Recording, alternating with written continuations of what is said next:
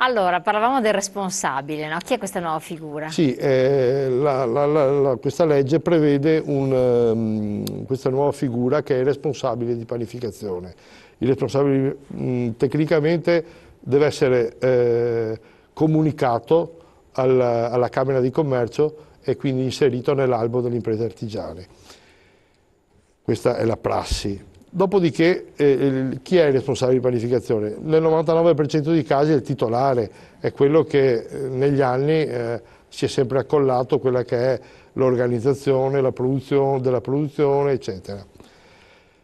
E come altre figure, anche questa, la legge prevede una formazione che noi abbiamo stabilito in 16 ore ogni 3 anni, che è abbastanza poco tutto sommato, ma che ha incontrato delle resistenze da parte dei colleghi, perché la vedono come un'ulteriore incombenza. Io dico che invece questa, secondo il mio punto di vista, è un'opportunità soprattutto per chi non si è ancora reso conto che anche il panificatore oggi moderno ha bisogno di questo tipo di formazione. Non si può più pensare di lavorare, dormire, lavorare e dormire, divertirsi ovviamente anche, ma oggi devi prestare attenzione a quello che produci, devi sapere cosa ti costa produrre quel prodotto per dargli un valore poi di vendita, devi saperti rapportare con i tuoi dipendenti, quindi saper leggere un bilancio, saper leggere una busta paga, non delegare sempre al commercialista o chi ti fa queste pratiche. Devi formare le tue commesse che il più delle volte assumi, ma magari non hanno una competenza, perché anche la commessa ha un ruolo importante, quello della vendita. Una brava commessa ti fa vendere, Sì, ma beh, perché è certo. disponibile, ma perché è anche informata, è informata di come è fatto quel tipo di prodotto, come è fatto l'altro, sa dare delle risposte al cliente. Questo tipo di formazione, su cui io credo ciecamente, non è molto considerato la nostra categoria. Da questo punto di vista qua solo una parte è attenta a queste cose, ma quella parte attenta sarà quella che nel tempo riuscirà a rimanere nel mercato, perché l'esperienza ha fatto che frequentando un corso ad esempio di analisi dei costi, certa gente si è resa conto di ma come mai io vendo sta cosa a 5 e mi costa 5,5? No, ho sbagliato tutto. Dopo si vedono in giro gente che magari porta in giro pane a prezzi assurdi, rovinando il mercato, ma decisamente sotto costo. È chiaro che magari qualche volta fa anche il sorriso di chi lo compra, perché dice spendo meno. Però quell'azienda non è in grado di rimanere in piedi nel tempo. Quali sono i costi che incidono maggiormente? Beh, allora, Perché il pane effettivamente è molto costoso, lo sanno benissimo le famiglie c'è che già hanno un costo ricetta numerose. abbastanza alto. Se tu produci con delle materie prime di qualità, già il costo ricetta è abbastanza alto. Ma quello che incide soprattutto è il costo del personale e tutti gli altri costi, l'energia, affitti per chi li ha, i mezzi di trasporto per chi li ha, comunque i consumi, è tutta l'incidenza degli altri costi. Io ho fatto un'analisi, parlo per il sottoscritto, dell'incidenza di costi che non sono il costo ricetta, ma di tutti gli altri costi aziendali, è quasi del 65%. Caspita. È altissima. Ci metti il costo ricetta, poi deve pagare le tasse.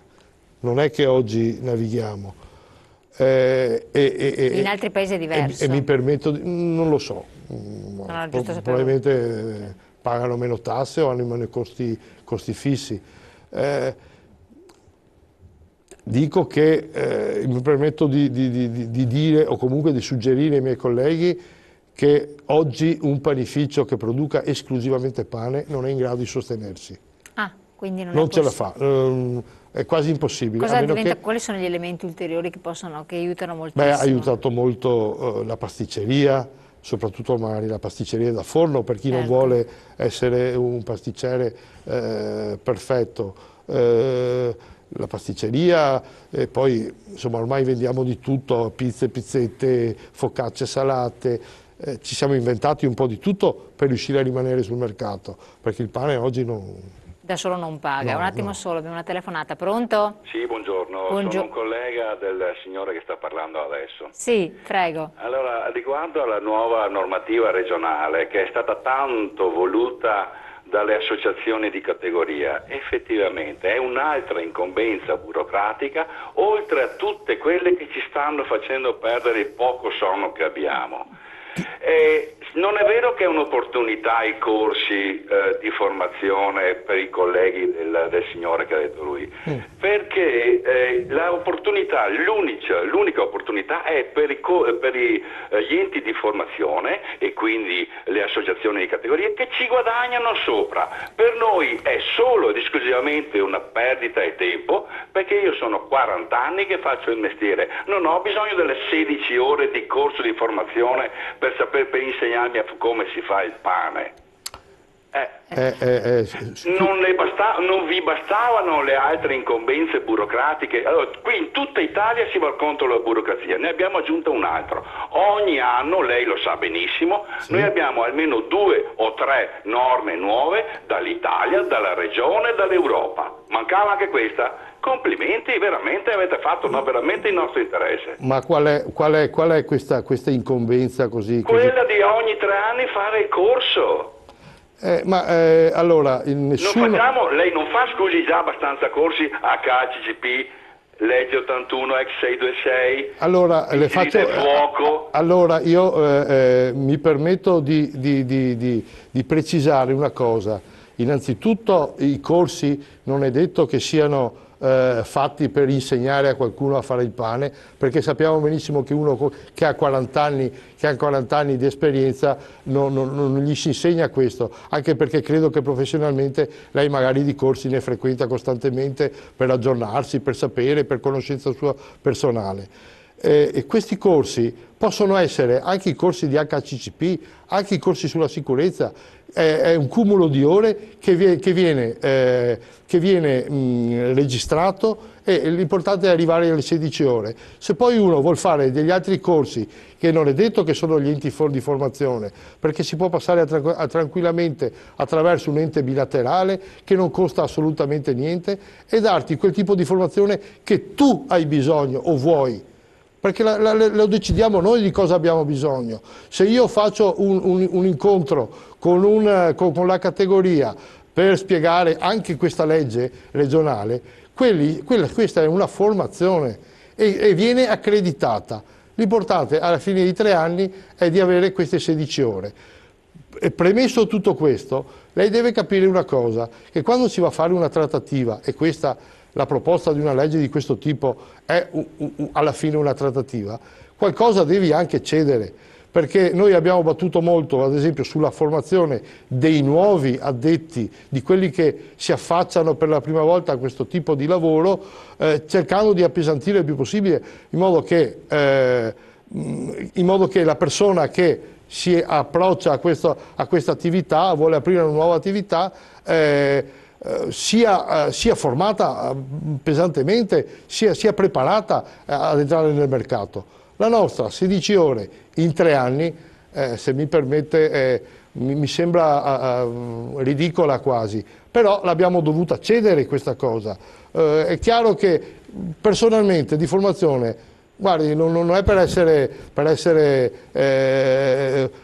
supponente, ma di formazione ne faccio non solo tecnica, ma praticamente ogni anno, e spendo tante ore e anche tanti soldi per farla, perché io credo e ritengo che un imprenditore anche della panificazione oggi debba essere formato.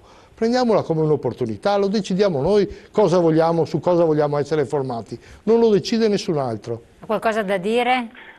Che, ripeto, avevamo già tutti quanti gli altri corsi. Il signore ha detto che sarà un corso che sarà anche che varrà per l'HACCP, non è niente, vero?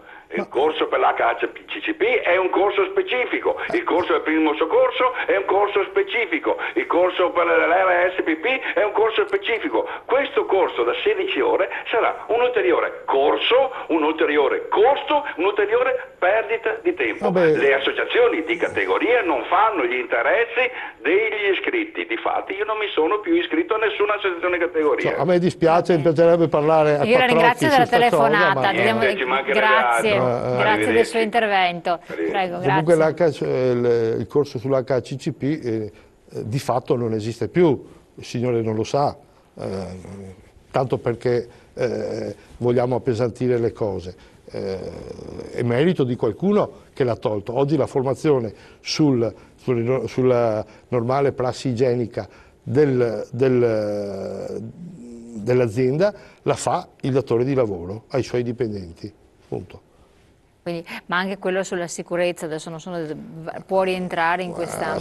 La sicurezza nei luoghi di lavoro è una cosa importante, però sono tutti corsi alla fine che se accreditati o fatti da un ente accreditato possono essere registrati e accumulati in questa fascia di 16 ore. E possono essere fatti senza costi ulteriori? No, ma assolutamente, ma basta passare attraverso un ente bilaterale che ce lo paghiamo noi, figuriamoci, i corsi li decidiamo noi quando, come, quante farne. Basta delle informazioni insomma tecniche. Allora, il tempo della nostra disposizione è giunto al termine, quindi io ringrazio lei Presidente regionale panificatore di essere stato qui con noi, di averci illustrato questa nuova normativa, speriamo di aver chiarito alcuni aspetti anche per i consumatori, tra l'altro relativi al dietro le quinte della produzione del pane e quelle che sono le caratteristiche, le peculiarità di una panificazione corretta, di una professione che comunque secondo me è estremamente interessante, potrebbe dare anche delle opportunità per i giovani. Ringraziamo anche la partecipazione del qualificato telespettatore, perché le osservazioni sono comunque estremamente utili, fanno vedere dei punti di vista anche diversi, magari affronteremo ancora l'argomento anche con altre presenze, in modo da creare un po' un dibattito tra addetti ai lavori che hanno maggiore competenza. Io la ringrazio i nostri telespettatori, come sempre ci ritroviamo domani. Buongiorno.